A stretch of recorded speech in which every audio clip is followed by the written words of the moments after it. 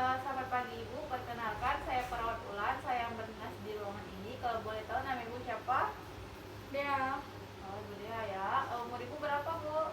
20 tahun. 20 tahun ya Bu. Baik Bu, di sini saya akan melakukan tindakan membantu Ibu untuk melakukan tarik nafas dalam sama waktu efektif ya Bu.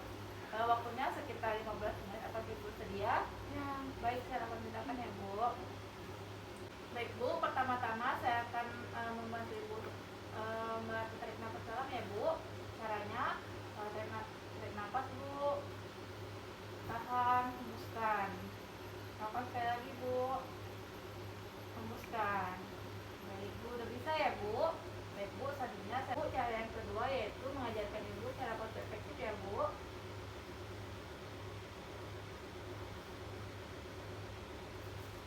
Pertama-tama Ibu harus minum air yang hangat ya Bu. Ibu tarik nafas dalam Bu.